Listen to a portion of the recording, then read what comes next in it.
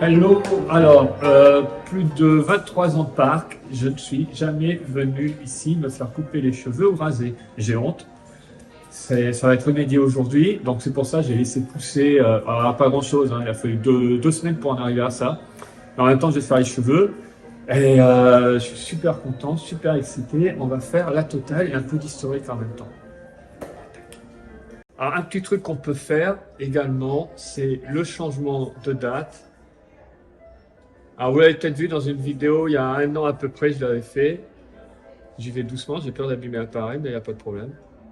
Voilà, et donc nous sommes le samedi 13 mai. C'est d'accordé, vous avez vu la vidéo, celle-là suit. Voilà. Et on est accueilli par le maître des lieux, Monsieur Florent. Bonjour à tous. Bonjour Qui Florent. va s'occuper de moi. Exactement. Depuis combien de temps t'es barbier, coiffeur Moi, ici? ça fait 1 an à Disneyland. Ouais, exactement. Bah, merci de m'accueillir. Là, avec plaisir. J'ai vraiment, pour moi, je rentre chez toi. Ok, bah, très bien. Non, mais j'ai hâte, tu vas voir, c'est une très belle expérience. Ok, ben on attaque. Et ben go, c'est parti. Regardez-moi tout ce matériel. Donc ça, monsieur, c'est du poil de... Du sanglier. Du sanglier, parce Oui. que ça attrape bien le poil. Exactement, et ça fait briller le poil de barbe aussi.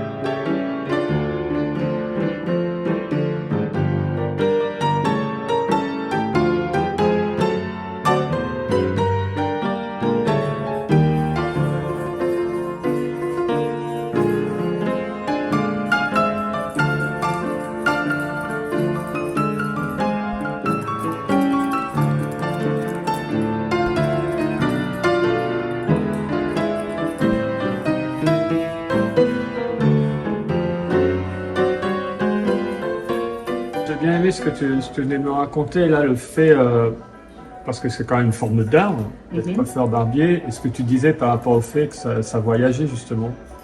En fait, j'ai la chance de rencontrer des gens du monde entier. J'ai pratiquement toutes les nationalités à la journée.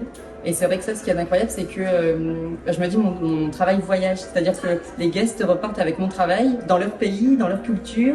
Ils repartent avec des photos. Et je me dis aujourd'hui, à la fois, ce métier permet de faire voyager aussi le métier du barbier à l'ancienne et dans tous les pays. Donc moi, ça, je suis super fière parce que c'est vrai que de rencontrer des gens de partout dans le monde, c'est super valorisant. En plus, c'est très enrichissant. Parce qu'encore une fois, chaque personne qui s'installe sur ce fauteuil a une histoire. Chaque fois, c'est différent. Ils ont tous une façon de voir les choses, des histoires, donc ça c'est vraiment top. Non, c'est une belle approche. Vraiment, alors, fais comme tu le sens. Ok, ça marche. Là, c'est, voilà. En même temps, ça va l'arranger, parce que lui, c'est un coureur, tu sais, donc... Ok. Non, Ah non, oui, mais là, vrai. c'est, Ok. je suis l'artiste. Ok. Ah, je te mets la pression aussi là-dessus.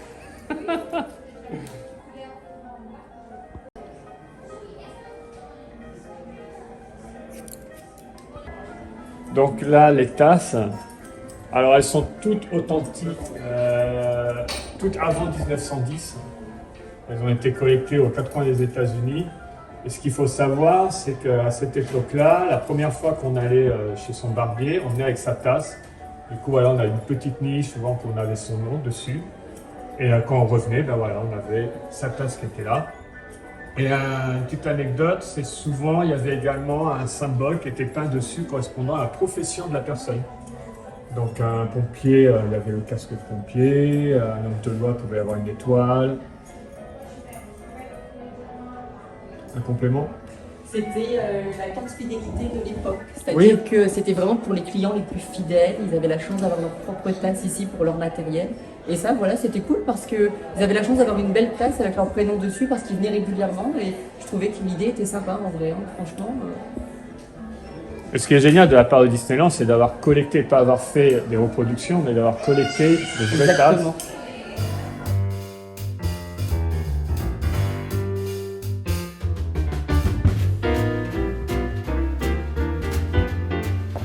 Là, le Dapper Dan Circuit, ça a une histoire liée avec Emporium, c'est-à-dire que Emporium, à l'époque, c'était, donc nous, ce qu'on appelle maintenant chez nous, c'est un peu comme les Galeries Lafayette, c'était les grands magasins de l'époque, ça s'appelait des Emporiums, et il y avait des barbershops. Et c'était un lieu vraiment que pour les hommes. Alors les hommes entraient avec leurs dames dans le barbier, les hommes restaient entre eux et les dames allaient dépenser l'argent dans les boutiques. C'est l'histoire même vraiment de l'époque, dans les années 1860-1900, ça se passait comme ça. Ce qui explique d'ailleurs la déco, genre de baseball, la Exactement. police gazette. Exactement. Ce qui était très très masculin Oui, à l'époque. C'est un lieu où, voilà, où on fumait le cigare, on parlait affaires, on parlait d'argent, on parlait vraiment de travail. C'était vraiment un lieu où on parlait de business. Et aussi à l'époque, il faut savoir que de se faire coiffer, de se faire tailler la barbe, ça avait un côté très bien vu. C'est-à-dire que si tu étais entretenu, tu faisais partie d'une certaine classe sociale. Parce qu'à l'époque, ça coûtait une fortune de se faire entretenir, par exemple pour les cheveux, pour la barbe. Donc en général, ça appartenait à quand même une certaine classe et une certaine catégorie. Et ça aidait beaucoup dans la vie à cette époque. Ça donnait un grand élan, ça ouvrait des portes, d'être bien préparé, etc.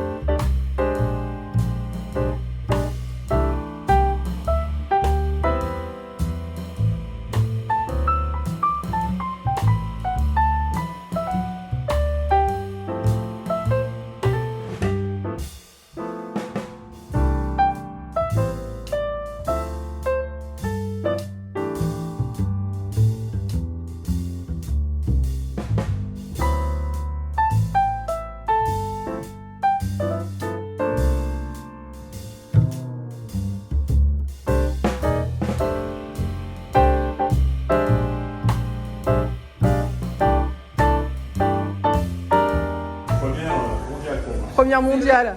Ouais, il s'est jamais fait raser comme ça.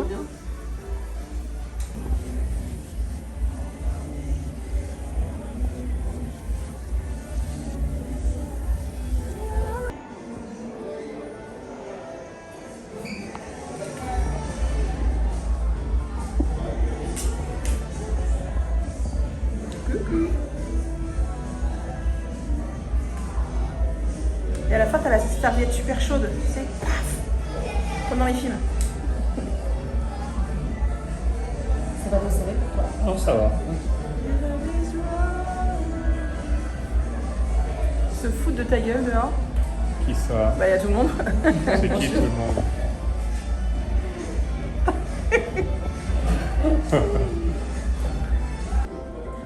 Il se peut que ça picote un peu, c'est normal. Hein. C'est normal. Dire, c'est super agréable. C'est de l'acide.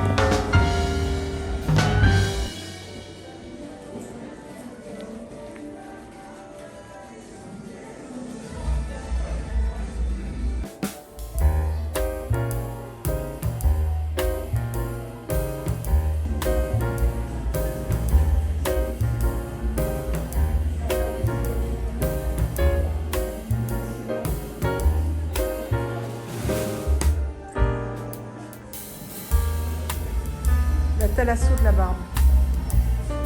C'est exactement ça.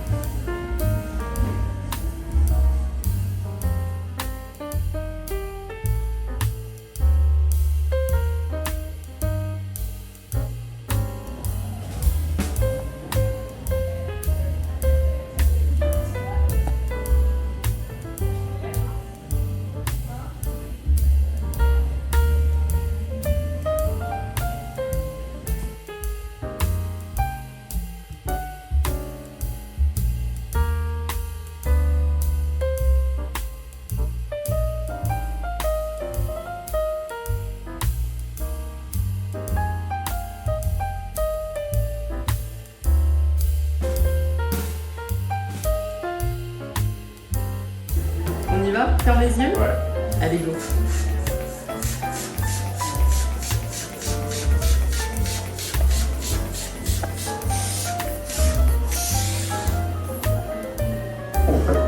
C'est bon.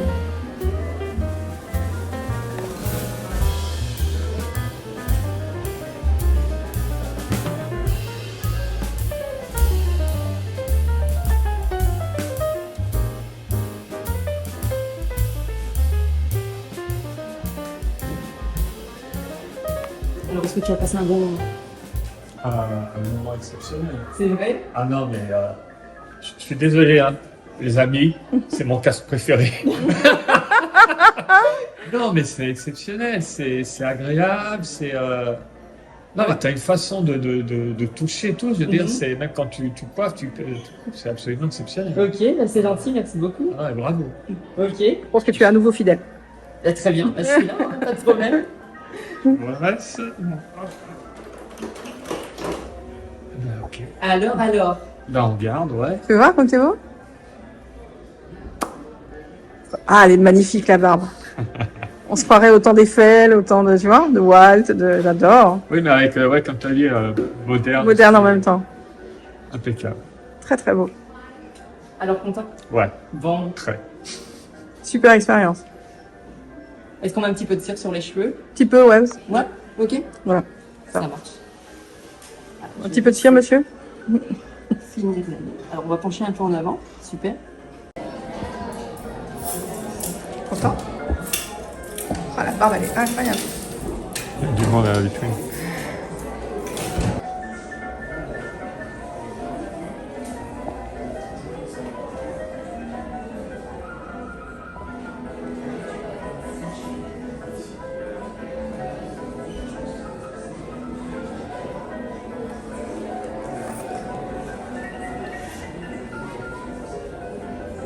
Pour les gens qui veulent se faire coiffer ou faire la barbe, donc on explique. Ils viennent à Disneyland, Là, c'est au jour le jour pour la réservation. d'accord? Et ils vont où? Ils vont à la caisse du magasin? Ils viennent directement au salon. Directement au salon, d'accord. Exactement, c'est avec moi.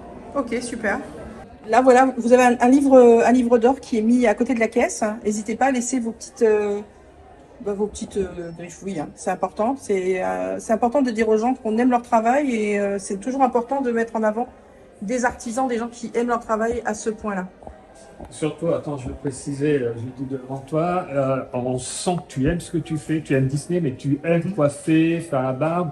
En fait, je ne répète plus le même mot, quoi, mais ta façon même de parler, de me demander si ça va, tout ça, c'est vraiment exceptionnel. Ok, bah c'est gentil, bah c'est tout à fait normal. Ce sera non la vidéo exceptionnelle. Ah non, non, mais c'est une expérience, vraiment, c'est... À vivre, merci. ouais. Bah avec plaisir, le plaisir a été partagé. Info pratique en termes de... Donc, c'est hommes et enfants. Oui, exactement, et je coiffe aussi les dames de temps en temps. Ah, aussi. Exactement, ouais. Ah ah! Ok. On va mettre les tarifs Oui. Ok. qui apparaissent, comme ça, voilà, ça donne une idée. Réduction PA, non? Réduction PA, exactement. Wow! Ça, c'est magnifique. C'est Je super pensais important pas. parce que j'ai beaucoup de passes annuelles, c'est mes clients, mes guests les plus fidèles. Et ça, vraiment, je suis super contente. Oui, Ça, tu c'est m'as génial. raconté, il y en a, ils viennent tous les jours. Ah oui, mais j'ai des PA qui viennent tous les jours, toutes les semaines. J'ai même un monsieur qui vient de Los Angeles. Tous les 2 ou 3 mois, il vient se faire coiffer ici et il vient en séjour et il reporte aussitôt. Ah, j'adore. Je le comprends. Franchement, je le comprends. Pour avoir vécu là, et tu vas vraiment me voir souvent. Ça marche avec plaisir. Bon, bah écoutez, super. Par rapport aux couleurs, ce qu'on appelle le Burst Fall, Oui. c'est donc on a le rouge et le blanc là. Le rouge, ça correspond au sang, le blanc au bandage. C'est une tradition qui remonte au Moyen-Âge. On peut également avoir le bleu d'incorporé. Le bleu, ça correspond aux veines. Donc là, on ne l'a pas. Dans les pays anglo-saxons, on n'a pas forcément le bleu. Aux États-Unis, il y a certains qui ont le bleu. Donc cette tradition remonte au Moyen-Âge parce que les barbiers coiffeurs avaient également la possibilité de faire des opérations chirurgicales. C'est ça. Donc le bleu, c'était les veines, le rouge, le sang, le blanc, le bandage au milieu. Donc ceux qui installaient ça, le barber's pole à l'extérieur, les gens savaient qu'à cet endroit-là, ils pouvaient avoir certaines opérations chirurgicales également. Donc c'est une tradition qui est restée et ça remonte au Moyen-Âge. Tu es tellement chic et élégant. Attends, là, je suis en... Mets-toi par là parce que j'étais en contre-jour. Contre-jour. Ah, mais c'est incroyable. Qu'est-ce que j'aimerais que tu sois tout le temps avec cette Le moustache. chauffe-serviette. Le chauffe-serviette. Alors, Le chauffe-serviette. le chauffe-serviette à l'ancienne. Waouh! Alors, voici un chauffe-serviette à l'ancienne. Alors l'histoire pour qu'il se retrouve là est absolument incroyable. Ah bon? Je te laisse la raconter. Non, vas-y, vas-y. Non, vas-y, parce que je veux voir si tu la connais. Alors, les imagineurs, notamment les accessoiristes, cherchaient partout un modèle. Ils ont trouvé dans un catalogue de vente par correspondance très populaire à l'époque, si je n'ai pas dit, c'était Sears and Robert, le nom de la société. Ils ont vu ce modèle-là dans un des vieux catalogues. Ils se sont dit, il est génial, il serait parfait, c'est celui-là qu'on veut. Ils ne le trouvent pas. Et par un temps d'orage, l'accessoiriste se réfugie dans un restaurant. Et qu'est-ce qu'elle voit au fond de ce restaurant?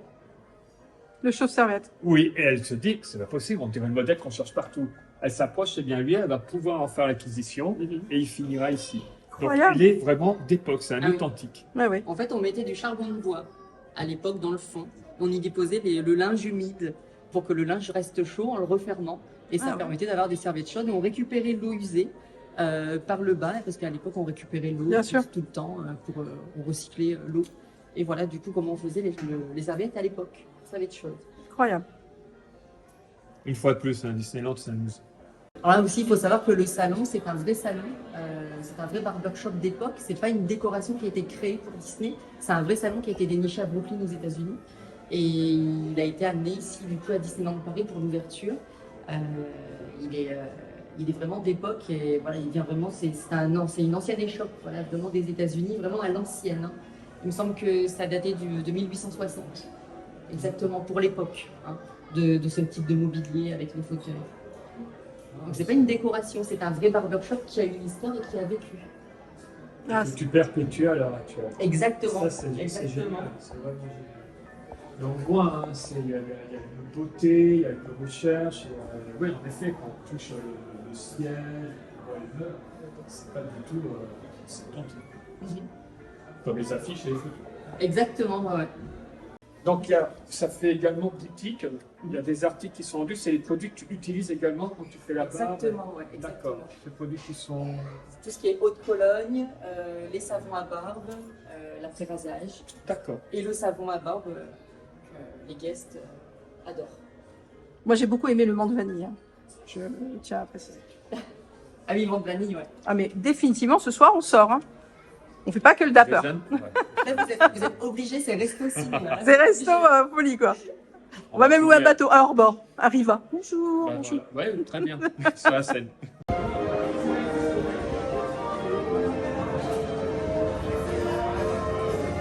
Alors, Dapper Dan, la première fois qu'on a le mot d'employé, ce serait dans une chanson en 1921. Ensuite, ça va se répandre et on va parler quand quelqu'un qui est bien habillé, la classe.